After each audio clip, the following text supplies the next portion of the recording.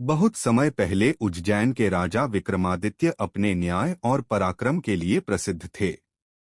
एक रात तंत्र मंत्र जानने वाला एक साधु उनके पास आया और बोला, राजन, यदि आप सच में प्रतिज्ञाबद्ध हैं तो मुझे उस पीपल के पेड़ पर लटके बेताल को ला दीजिए। लेकिन याद रहे, पूरे रास्ते में आप मौन रहेंगे। यदि आप बोले तो बेताल फिर से उसी पेड़ पर लौट जाएगा।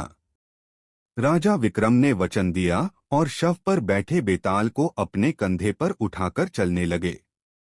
रास्ते भर बेताल ने राजा को एक नई कहानी सुनाई।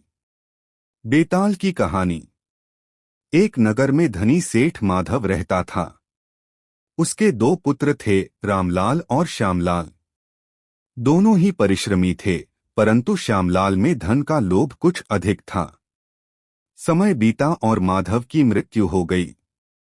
अपनी वसीयत में उसने धन को बराबर बराबर बांट दिया। रामलाल संतोषी स्वभाव का था। उसने अपने हिस्से की संपत्ति से व्यापार किया और ईमानदारी से जीवन यापन करने लगा। परंतु श्यामलाल की आंखों में हमेशा लालच छाया रहता। वह सोचता, जब मेरे भाई ने व्यापार से लाभ कमाया है तो मैं क्यों न छल और धोखे से अधिक धन अर्जित करूं। श्यामलाल ने व्यापार में मिलावट शुरू कर दी। अनाज में कंकड़ मिलाता, कपड़े में घटिया धागा और व्यापारियों से झूठ बोलता। धीरे धीरे उसका धन बढ़ा, किंतु उसकी प्रतिष्ठा घटने लगी। एक दिन की घटना। नगर में एक बड़े व्यापारी का बेटा बीमार पड़ गया। इलाज के लिए विशेष औषधि की आवश्यकता थी। व्यापारी ने श्यामलाल से औषधि खरीदी, लेकिन उसमें मिलावट होने के कारण बच्चे की मृत्यु हो गई। यह सुनकर नगरवासी क्रोधित हो उठे। सब लोग राज दरबार पहुंचे और राजा से न्याय की प्रार्थना की। राजा ने श्यामलाल को दरबार में बुलवाया।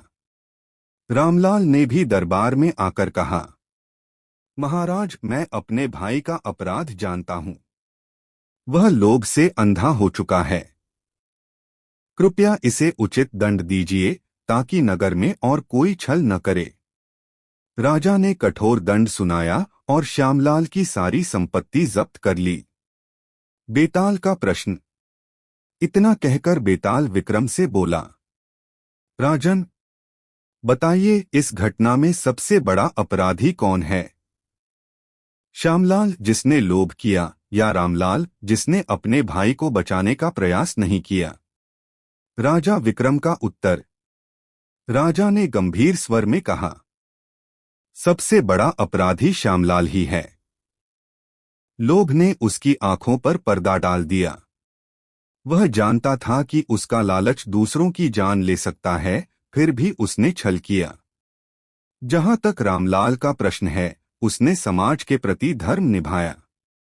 भाई का अपराध छुपाना भी पाप होता, इसलिए श्यामलाल ही दोषी है। बेताल मुस्कुराया और बोला, राजन, आपका उत्तर सत्य और न्यायपूर्ण है, परंतु आपने मौन तोड़ा है, इसलिए मैं फिर उसी पीपल के पेड़ पर लौट रहा हूं। इतना कहकर बेताल हवा में गायब हो गया और विक्रम को फिर से उसे पकड़ना पड़ा। सीख, मोरल ऑफ द स्टोरी। लोभ और लालच मनुष्य को विनाश की ओर ले जाते हैं। ईमानदारी और सत्य ही सबसे बड़ा धन है। Please like, share and subscribe our YouTube channel.